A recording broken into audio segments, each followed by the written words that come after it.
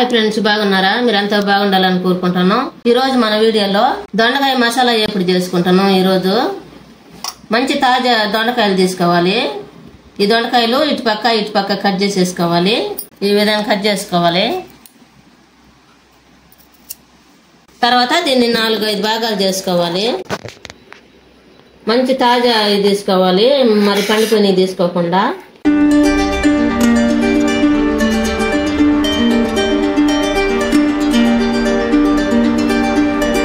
ఈ విధంగా చేసుకోవాలి. అన్ని సన్నంగా చేసుకోవాలి. ఈ విధంగా మొత్తం ఈ విధంగానే కట్ చేసుకోవాలి.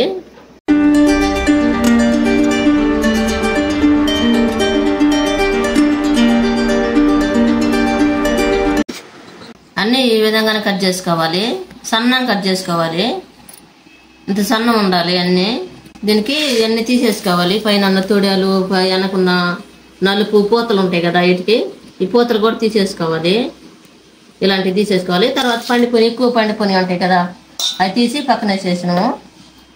ఈ మొత్తం అర కేజీ దొండకాయలు ఒక 4 దొండకాయలు తీసేసాము. ఈ మొత్తం ఉప్పు వేసుకొని బాగా కలుపుకోవాలి. ఇప్పుడు ఈ ప్లేట్లో నుంచి ఒక గుంటగా ఉన్న గిన్నెలోకి తీసుకోవాలి. ఒక బౌల్లోకి తీసుకున్న తర్వాత 1 స్పూను సాల్ట్ వేసుకోవాలి. ఈ మొత్తం కలుపుకోవాలి.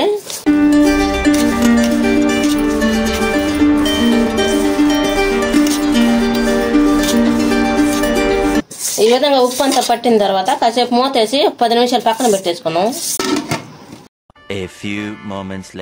10 నిమిషాల తర్వాత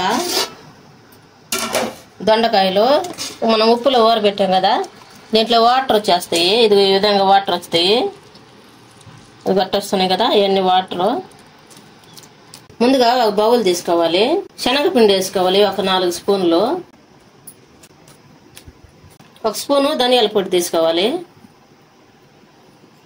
2 స్పూన్లు మొక్కజొన్న పిండి తీసుకోవాలి, అంటే కాన్పూర్ అంటారు.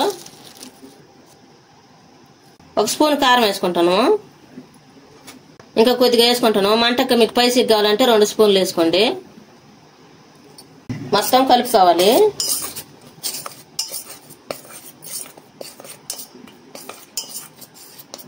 ఈ విధంగా కలిపిన తర్వాత మనం ముందుగా ఉప్పులో నానేసాం కదా దొండకాయలు, అవన్నీ బాగా పిండి వేసుకోవాలి. ఈ విధంగా నిమ్మ లేకుండా పిండి వేసుకోవాలి.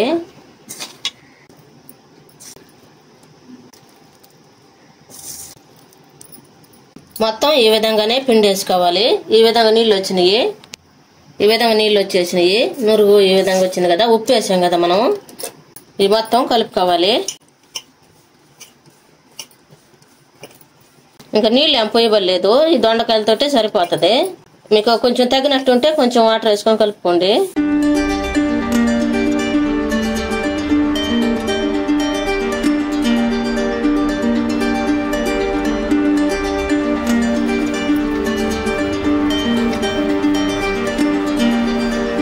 నాకైతే కరెక్ట్గా సరిపోయింది.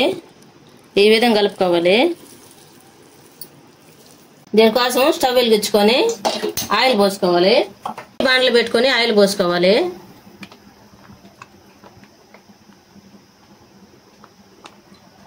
బాగా మరిగించుకోవాలి. ఆయిల్ బాగా వేడైన తర్వాత ముందుగా మనం కలిపి పెట్టుకున్నాం కదా దొండకాయ, అవన్నీ వేసేసుకోవాలి.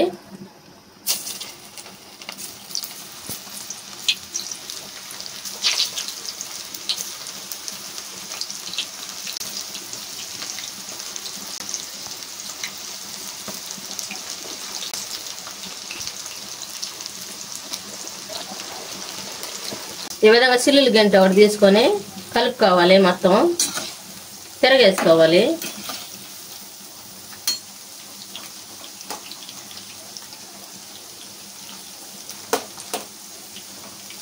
అంటే ఈ విధంగా ఎడగొట్టుకోవాలి. ఈ విధంగా బాగా వేగిన తర్వాత తీసి ఒక బౌల్లో తీసేసుకోవాలి.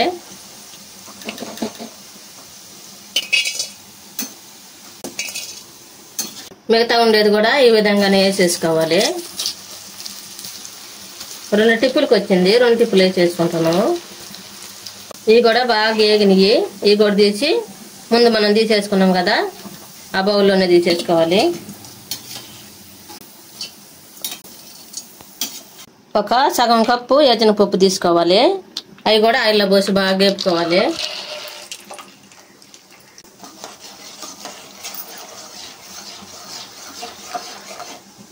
వేరుశనగపప్పు ఈ విధంగా వేగాలి. చూడండి, ఒకటి బద్దలు బద్దలుగా అయిపోతున్నాయి కదా, ఇవి కూడా దీంట్లో వేసేసుకోవాలి.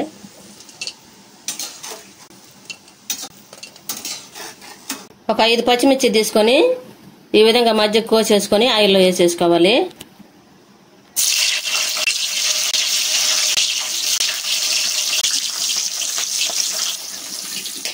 ఈ విధంగా వేపుకోవాలి. ఈ విధంగా రావాలి. ఇవి కూడా దాంట్లో వేసేసుకున్నాం. ఇప్పుడు కరివేపాకు వేసుకున్నాం. ఒక 4 గ్రాముల కరివేపాకు దంచేసుకొని కడిగేసుకుంటాము.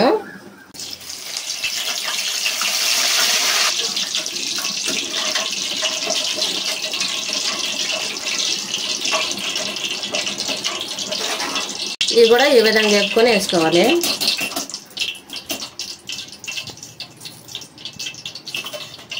ఈ విధంగా పచ్చిమిర్చి, కరివేపాకు, వేరుశనగపప్పు అన్ని వేపుకొని వేసేసుకోవాలి. మొత్తం కలిపి వేసుకోవాలి. ఎంతో టేస్టీగా ఉండే దొండకాయ మసాలా రెడీ అయింది. మీరు కూడా మీ ఇంట్లో చేసుకుని ఎలా ఉందో మాకు కామెంట్లో పెట్టండి. లైక్, షేర్ చేయండి, సబ్స్క్రైబ్ చేసుకోండి, పక్కన ఉన్న బెల్ నొక్కండి. Thank for watching.